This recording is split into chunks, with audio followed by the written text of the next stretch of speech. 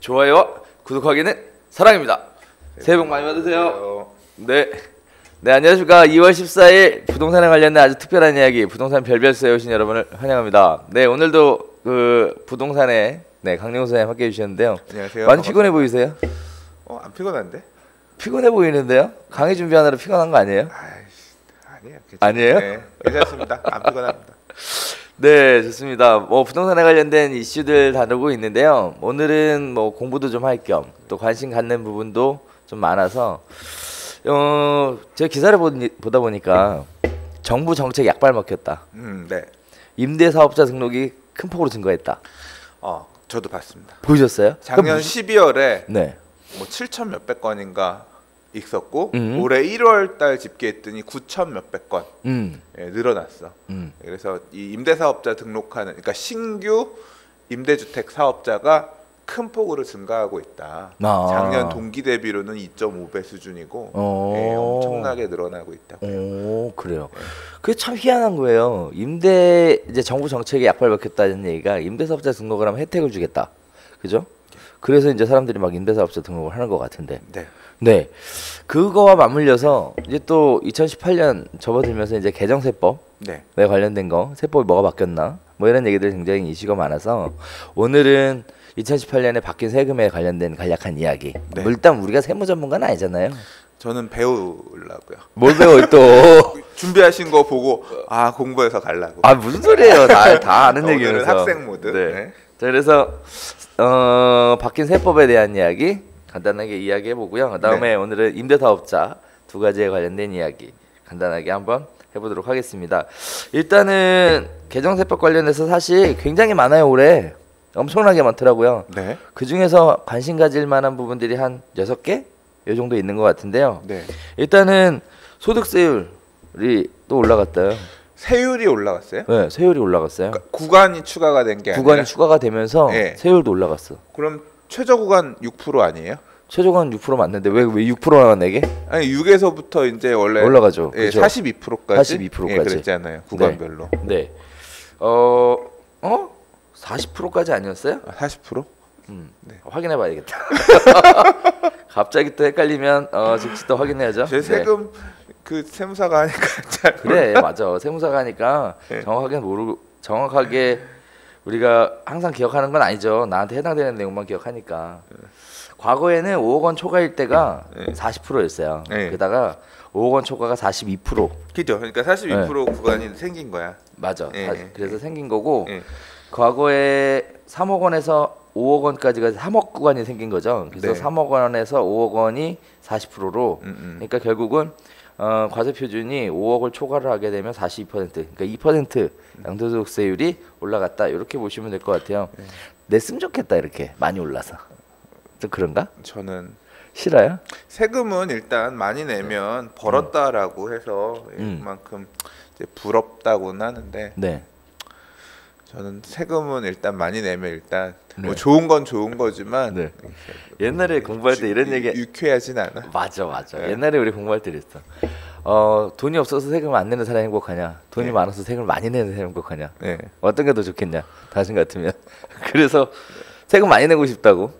그래서 종부세로 뭐 한 1년에 한 100억 정도 내면 괜찮겠죠? 되도 안 되는 말하세요. 그래서 현실적인 이야기를. 맞아. 그래서 한 달에 100만 원, 200만 원이 너무 아쉬운. 그러니까 결국은 그 얘기지. 어떻게 보면 세금을 많이 내면 소득이 그만큼 많았다는 얘기니까 좋은데 이제 막상 내려다 보면 이제 배가 아픈 거죠. 근데 특히 억울한 건 그런 것 같아요. 어떤 뭐 예를 들어 안 낼 수 있는 세금을 내게 됐을 때, 뭐 예를 들어 세금이 갑자기 바뀌어서 무슨 뭐 투기과일지구내 뭐 어쩌고 그다음에 뭐 장기보유 특별공제가 갑자기 적용이 안 맞는 문제. 그렇죠. 이런 부분들이 문제가 있는 것 같아요. 그래서 세금은 부동산 관련된 일을 하다 보면 꼭 따라다니는 거니까 아무래도 관심을 가져야 되는 부분인 것 같습니다. 그다음에 소득세 올라갔다는 얘기 하나 있고요. 그다음에 두 번째는 장기보유 특별공제. 얘도 변동이 있었어요. 옛날에는 10년 이상이면 30% 공제 받았거든요. 2주택 같은 경우 1주택은 80%까지고 맞아. 2주택 2주택부터. 그렇죠. 그래서 맞아요. 또 실수할 뻔했네. 근데 이제 이번에 4월부터는 장기보유 공제도 못 받잖아요. 왜요? 그 투기가열지구, 조정대상 조정대상 지역. 그 안에서는 장기보유 공제 없어지는 게 되게 크죠. 맞아요. 네. 그래서 조정대상 지역은 장기보유 특별공제가 없어진다. 그럼 다시 얘기하면 조정대상 지역에 주택을 오래 갖고 있었던 분들은 세금 폭탄이네요. 팔 경우에 팔 경우. 그 양도 시점 아까 팔지 말란 얘기인가요? 그러니까 그런 부분도 그 아까 지금 임대 사업자가 늘어났다는 게 결국은 이제 그 해당이 되는 건데, 그러니까 지금 좀 전에 말씀하신 그 장기 보유 특별 공제 금액 자체가 네. 30%라고 하더라도 세금으로 따지면 사실 적지 않은 금액이거든요.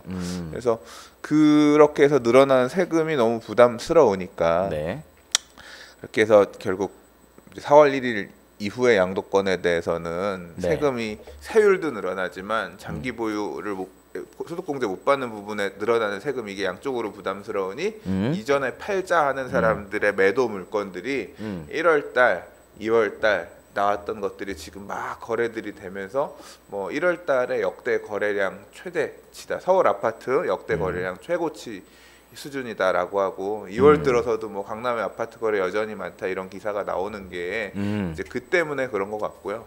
이제 그 물량들이 어느 정도 끝나거나 한편으로는 또 지금 임대사업자 등록이 계속 곧 그 갱신하고 있다는 얘기도 팔지 않을 분들 같은 경우는 팔지 않을 거면 얼른 임대사업자 등록해서 세제 혜택이라도 받자 하는 분들의 움직임들이 12월, 1월달, 뭐 2월달도 더 늘어나겠어요. 제 생각에는 5월까지는 임대사업자 등록이 계속 이렇게 많이 있을 것 같아요. 왜냐하면 이제 6월 1일 소유자 기준으로 그 재산세를 내잖아요. 그렇죠. 그걸 기준으로 해서 그 사람의 재산세 기준으로 해서 이제 12월달에 가면 종합부동산세도 내잖아요. 그러니까 적어도 6월 1일 이전에는 임대사업자 등록을 해서 이제 내가 보유한 주택으로 이렇게 부동산 빼야 되니까 5월 말까지는 지금 계속 그 고민을 이제 3월 말 지나시면 일단 양도소득세 중과 장기보유 공제 이제 이게 딱 확정이 되는 거니까 이제 그러면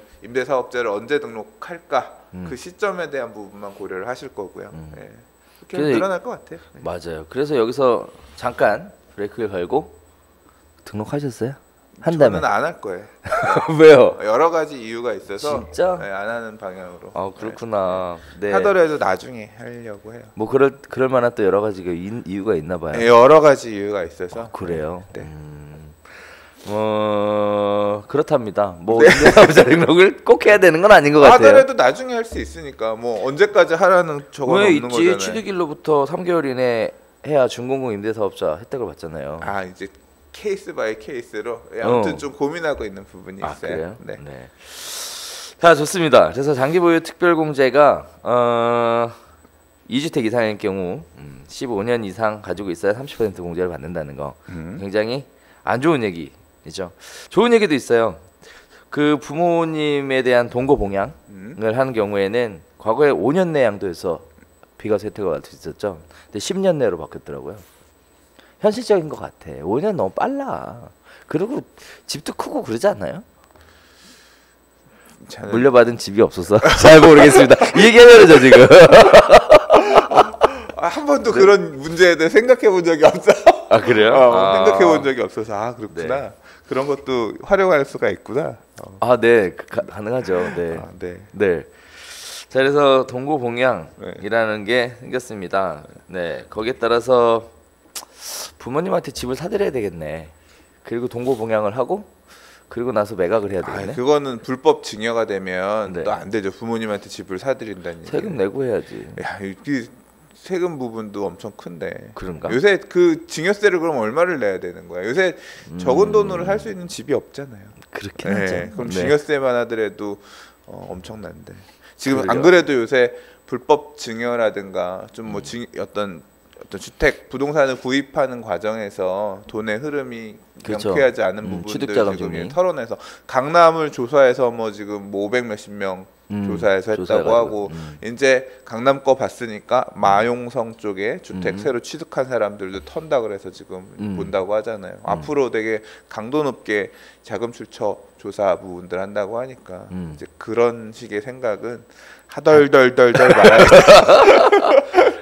좋습니다. 네. 네. 하지 말래요. 네. 주택 사지 말라고 할 때 조금 사지 말아야 되는 게 맞는 것 같아요. 저는. 그냥 하지 말라는데 왜 이렇게 하고 싶지? 하지 말라 할 때 더 하고 싶어. 돈을 잘 버신다는 얘기야. 저는 그래요? 지금 먹고 살 돈도 만만치가 않아서 지금 엄두도 못 내고 있는 입장인데. 아 왜 그러세요 또? 이야기가 엉뚱하대로 튀어. 애들이 크고 이러니까 이 생활비가 만만치가 않아서 돈이 안 모여. 아유. 난 사람 보면 이제 좀 한 저보다 나이 어리신 분들이 뭔가 투자하려고 막 이렇게 계속 보시는 분들하고 이제 얘기들을 나누잖아요. 그럼 보면 좀 그래 저때 역시 저도 보면 그때가 조금 나았던 것 같고 돈이 안 모이니까 그냥 사실 부동산 가격이 오르고 막 이러는 게 남의 잔치 같은 느낌이 살짝 들어요. 팔면 되잖아요. 그러니까 팔면 세금이 많으니까 안 판다고. 내 상황을 얘기하면 난 팔아야 돼 이번에 지금. 팔면 되지. 팔아야 돼. 오죽하면 재산이 쌓이는 문제가 아니라 지금 처분을 해야 되는 상태인데 지금. 아유 참 맞아 좋습니다. 네. 각자 나름대로 부동산에 관련된 고민들이 있으실 거라고 생각하고요. 네. 각자 현명한 선택들을 좀 하셔야 될 것 같아요. 그냥 알아서 알아야. 자, 그다음에 또 하나 있어요. 상속전 2년 이내에 증여를 했을 경우에는 네. 상속세를 안 내려고 했다라고 보고 비과세를 배제하겠다라는 조항이 추가가 됐습니다. 잘 모르겠어요. 돌아가시기 전에 증여하는 거지 싸게. 그리고 나서 그거를 매각을 하면 그 부분에 대해서 비과세 적용받던 거를 안 하겠다. 그러니까 그런 식으로 하지 말라는 거네. 그렇게 하지 말라는 얘기죠. 그냥 나중에 온전하게 상속세. 그렇죠. 상속세로 내라는 얘기죠. 자, 그다음에 또 양도소득세에 관련돼서 필요경비에 대한 인정 범위가 늘어났겠죠. 합리적으로 늘어났어요. 뭐 자본적 지출과 뭐 지출 뭐 두 가지 중에 자본적 지출로 들어간 거에 대한 인정 비율이 늘어났어요. 그럼 그 항목들은 뭔지 아세요? 난 제일 궁금한 게 이자 낸 거. 옛날에 이자 낸 건 양도세에서 안 해줬잖아요. 안 해줬죠. 네. 그거를 해준다는 얘기가 있는데, 네, 그 얘기거든요. 근데 모르겠어. 디테일한 건 좀 알아봐야 돼. 그걸 증빙 서류가 있어야 되는데. 이자 낸 거야. 그렇지. 아니 나와 있는 거는 그렇게까지밖에 안 나왔어. 그 정도까지만? 증빙 서류가 있어야 되는데. 자, 이거는 세무사한테 물어보는 걸로. 물어봐야겠네. 네. 그게 되면 어마어마하죠. 사실 그러니까 이자 금융 비용이 이자로 많이 발생하는 게 되게 큰데. 엄청 크죠. 근데 그렇게 따지면 또 반대로 대출을 안 받아서 집 산 사람들한테는 역차별이 돼. 누구는 대출 받아서 사서 그러네. 이자 낸 거를 비용으로 털어주는데 그러면 나는 그 돈을 대출 안 받아 현금 넣는데 그럼 내가 이 돈을 은행에 예금했을 것에 대한 기대 이익에 대해서 나도 빼달라. 할 수 있지. 그게 똑같이 적용이 되거든. 그렇죠. 그래서 사실 그 자본적 그게 근데 사실 아까 말씀하신 자본적 지출 비용을 공제해 주는 게 매매 사업자에서는 해주거든요. 그러니까 양도소득세를 내지 않고 부동산 매매 사업자를 내서 매매 사업자 할 경우에는 그게 이제 금융 비용 처리가 제가 알기로는 비용 처리가 됐던 걸로 알아요. 맞아요. 매매 사업자 때 됐어요. 매매 사업자는 됐는데 그러니까 그건 매매 사업자 사업소득세를 낼 경우에 됐는데 양도소득세는 안 됐거든요. 어떤 식으로 조정되는지 그건 보면 나중에 굉장히 크게 혜택을 보는 분들도 생길 수 있겠다 싶네요. 그럼요. 이제 발표된 건 그래요. 제가 조금 더 구체적으로 얘기하자면 양도시 필요경비로 인정되는 자본적 지출액 및 양도비의 범위를 자본적 지출액은 현행은 적격증빙이라고 해 있는데 개정은 적격증빙 플러스 금융거래 증빙이 추가가 됐어요. 그 다음에 양도비에 관련돼서도 금융거래 증빙이 또 추가가 됐어요. 그러니까 금융거래 증빙. 근데 문제는 2018년 4월 이후 양도분부터 적용이 되니까 중과되는 애들은 또 그건 또 이제 또 얘기 또 해봐야지. 개정된 어쨌든 법 시행이 4월이니까 그게 날짜 그렇게 그렇죠. 또 맞춰진 거네요. 그렇죠. 이제 그때 맞춰서 봐야 되겠죠. 4월 1일 날 어떻게 적용이 되는지 그거는 나중에 세무사님한테 정확한 내용은 저희가 공부를 충분히 하고 방송을 해야 되는데 공부를 못한 부분은 죄송합니다. 나중에 다시 세무사님 모시고 그러려고요. 네. 그러려고요. 자, 그다음에 이런 부분들이 이제 합리적으로 적용이 돼서 결국은 오늘의 핵심 주제죠. 임대주택 임대사업자. 임대사업자. 네, 관련된 부분인데 일단 많이들 헷갈려 하시는 것 같아요. 임대사업자가 두 종류가 있어요, 그죠? 네. 네. 그래서 하나는 단기주택 임대사업자. 기간으로. 네. 그렇죠. 또 하나는 준공고 임대사업자. 네. 네, 이게 두 가지가 있는데 일단은 일반 임대사업자 같은 경우에도 일단 혜택이 좀 있는 것 같아요. 네. 그래서 임대사업자 등록을 하라 유도를 했지만 실질적으로 큰 혜택이 없죠. 그래서 많이들 일반 임대사업자 등록하느니 그냥 버티겠다. 네, 버틴다. 했던 거예요. 그러다가 이제 준공고 임대사업자에 관련된 혜택들이 좀 늘어나면서 사람들이 이제 등록하는 건 준공공 쪽으로 많이 생각들 하시는 것 같은데 준공공이 아니면 혜택을 많이 안 주게끔 이제 그렇게 디자인을 했죠. 그렇죠. 그러니까 8년 이상. 네. 그래서 준공호 임대주택에 관련돼서는 일단은 첫 번째가 10년 이상 임대하겠다. 네. 첫 번째. 그다음에 전용 85제곱미터 이하의 주택에 대해서만 적용이 되겠다. 그다음에 임대보증금 및 임대료에 대한 인상률을 연 5%로 제한하겠다. 제한이 돼야 되는 의무가 생기는 거죠. 그렇죠. 네. 그다음에 취득일로부터 3개월 내에 등록해야 한다. 그거는 이제 감면을 받기 위해서는 뭐 그런 혜택이 그렇죠. 네. 이것도 그럴 수도 있겠다. 취득세 감면을 위한. 예, 그러니까 취득세 감면 뭐 85%까지 200만 원 초과하는 것에 대해 85%까지 혜택 주는 부분이 있는 걸로 아는데. 네. 예, 그거는 이제 기존에 보유한 사람들도 가입할 수 있는 신규 취득이 아니라 기존에 보유하던 사람들도 가입할 수 있으니까 그러니까 혜택에 따라 조금 다른 거 같고요. 그러겠다. 예. 세금의 항목에 따라. 네, 그렇죠. 네. 재산세랑 종합부동산세는 그거에 대한 혜택 보는 건 기존에 보유한 사람들도 임대사업자 가입하면서 할 수 있는 거니까요. 그렇겠네요. 네, 역시 우리 강 소장님의 탁월한 해안이. 아니, 나 잘 몰라. 사실 여기 내가 앉아 있을 자리가 아니야. 불편해. 분명히 댓글 달릴 거야. 잘 알지도 못하면서 왜 나와서 방송을 합니까? 나 지금 미리 그 댓글 달릴 거 알고 있어. 그 돌팔이라 그래요. 네. 그 전반적인 개념 자체만 사실상 우리가 얘기하는 거고. 그렇죠. 그리고 사실 저는 뭐 디테일한 거는 아니 우리가 늘 하는 얘기잖아요. 진료는 의사한테, 약은 약사한테, 세금은 세무사한테. 맞는 말이야. 그럼 우리는 이런 게 있다, 이런 게 있다. 그러니까 저도 사실 방송을 주제를 이걸 정하면서 드리고 싶었던 말씀은 딱 하나야. 뭐요? 올해는 아무튼 6월 1일 되기 전에 임대 사업을 할 건지 매매를 할 건지 매매할 분들 같은 경우 사실 2월이 데드라인이고 잔금 받고 하려면 지금 안에서 매도 결정을 하셔야 되는 거고 이걸 포기하고 이제 다주택을 피하기 위해서 임대사업자 등록을 하겠다라고 생각하시면 당장 올해부터 혜택을 받을 거면 늦어도 5월까지는 임대사업자 등록을 해야 될 것 같은데요 라는 생각이 들어서 그 말을 하고 싶었던 거고 그리고 한편으로는 빨리 왜냐하면 이 부동산 별로 나 그냥 집 있어 뭐 이렇게만 생각하시고 부동산 시장에 관심 없으신 분들도 되게 많긴 한데 그런 분들께 이렇게 다른 사람들이 임대사업자 등록들을 많이 하고 있는 흐름이네요. 그 통계를 보니까 수도권에서 임대사업 등록하는 사람이 74% 정도 돼요. 대부분이네. 그러니까 가장 많은 건 서울이에요. 서울이 한 38.5%, 30 몇 퍼센트 되는 것 같고 경기가 이제 나머지 70 몇 퍼센트 중에 뭐 인천도 일부 이렇게 수도권 분들이 임대사업 등록을 지금 엄청 이렇게 하고 계시답니다. 근데 4월 지나면 진짜 매물이 지금보다 못 파는 거지. 이제 준공공으로 해서 묶여버리면 임대사업자 등록하면 10년 보유해야 되니까. 중간에 팔면 과태료가 1,000만 원인가 있으니까 그 과태료를 내고 팔던가 아니면 다른 임대사업자한테 매매를 하던가 뭐 이제 그렇게 해야만 팔 수 있으니 아무래도 매물 개수 자체가 다주택 준거에 따라서 그러니까 재고주택, 중고주택들의 매물들 자체는 이렇게든 저렇게든 조금 줄어드는 환경이 될 가능성이 있어 보여요. 그러게 말이에요. 그래서 우리가 이제 하나 생각해야 될 게 결국 그건 거죠. 이런 임대사업자에 관련된 혜택들이 그렇게 있는데 그다음에 또 양도소득세에 대한 인상에 대한 부분도 적용을 받는 부분이 있는데 이 부분에 있어서 자기한테 맞는 줄다리 얘기를 해야 되는 거죠. 우리 강소장님처럼 임대사업자 등록 안 하겠다 하는 유형도 있을 거고 또 해야 되겠다 하는 유형도 있을 거고 그러다 보면은 미리 하는 사람도 있을 거고 또 맞춰서 그때 가서 해야 되는 사람도 있을 거고 그러다 보면 사실 케이스 바이 케이스가 다 다른 거라서 우리가 케이스를 가지고 이분한테는 이게 좋고 저분한테는 저게 좋고 이렇게 할 수는 없어요.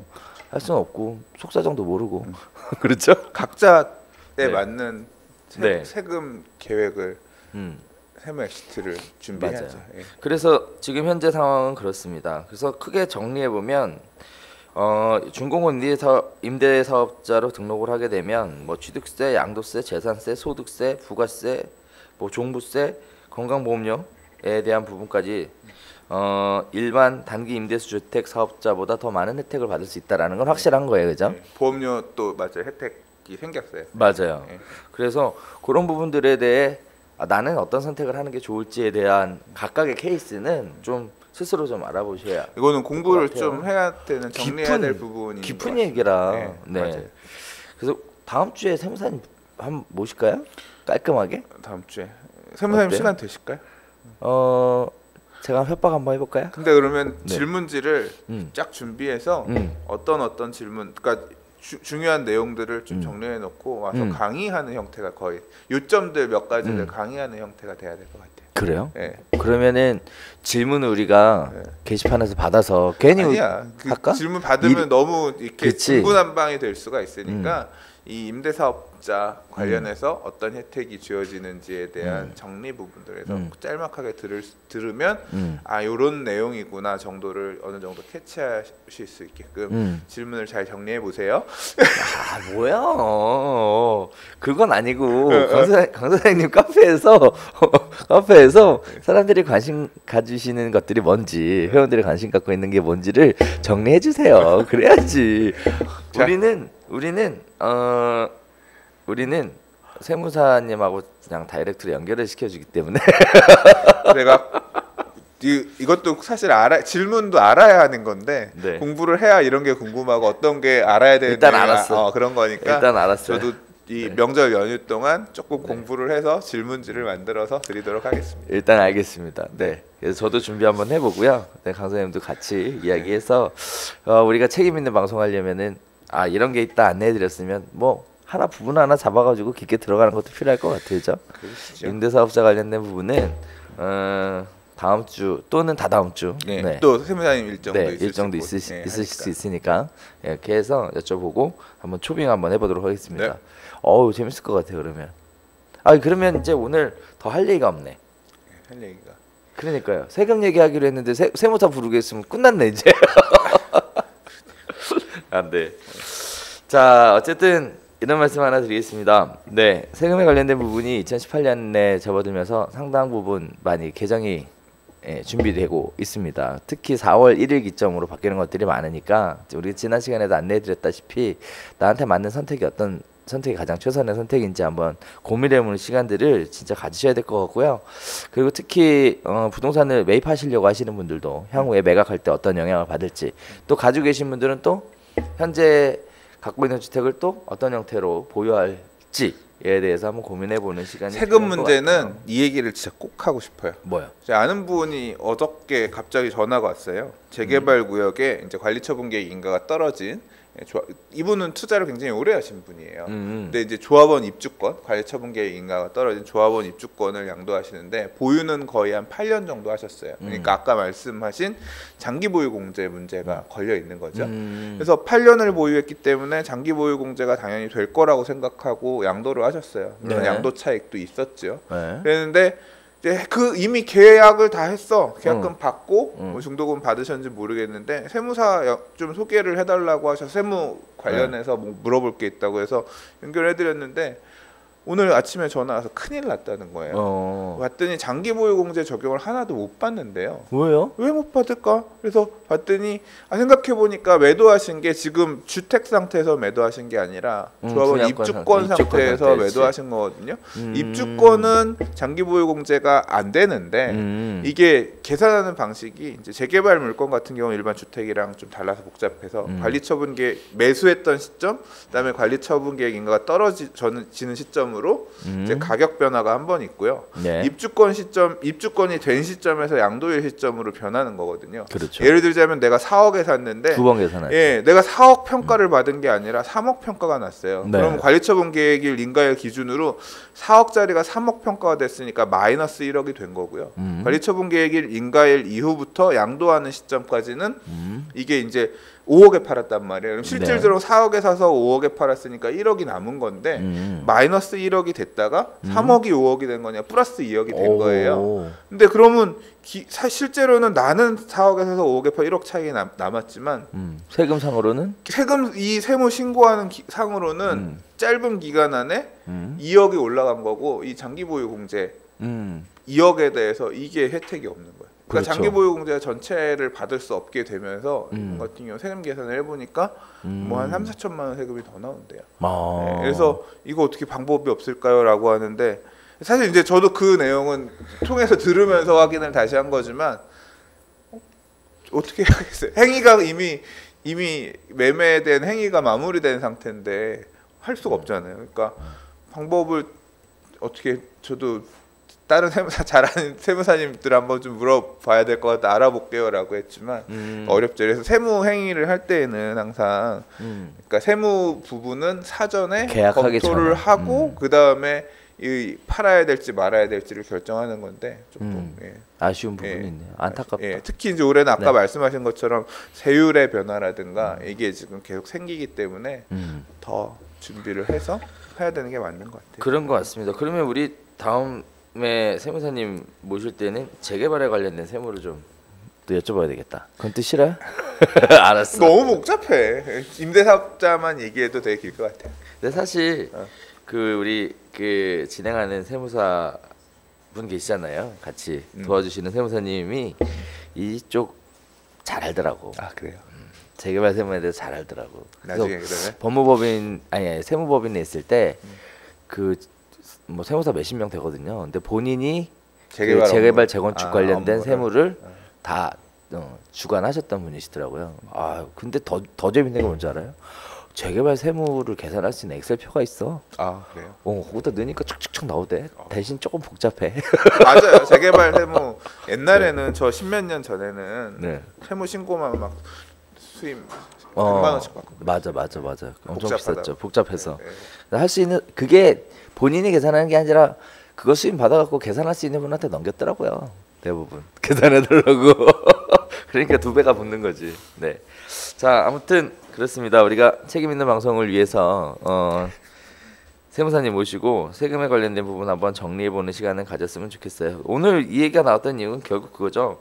정부 정책의 효과가 있었다. 임대사업자 등록이 큰 폭으로 늘었다. 지금 뭐 토끼몰이 하고 있는 거죠. 그렇죠.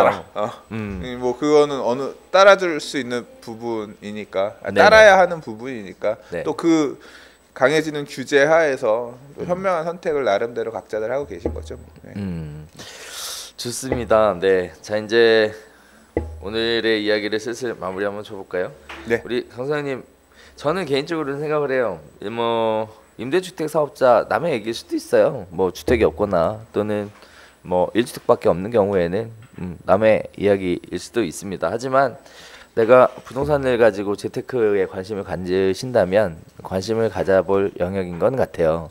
네, 저는 그냥 그렇게 생각을 하거든요. 앞으로는 필수인 것 같아요. 그러니까 다주택을 고민하시는 분들 입장에서는 공부를 해야 되는 필수 과목 중에 하나가 되지 않을까 싶어요. 자, 오늘 2018년 개정세법 관련돼서 그리고 뭐 임대사업자 관련돼서 이런 부분 이야기 나눠봤는데 오늘 마지막으로 한 말씀 해주시고 마무리 질까요? 네, 새해 복 많이 받으세요. 아는 게 없어서. 네, 자 좋습니다. 네, 오늘 방송 여기서 인사드리도록 하고요. 앞으로도 저희 방송 통해서 여러분들에게 알차고 유익한 정보들 많이 나눠드렸으면 좋겠습니다. 함께해 주신 여러분 감사드리고요. 새해 복 많이 받으세요. 네.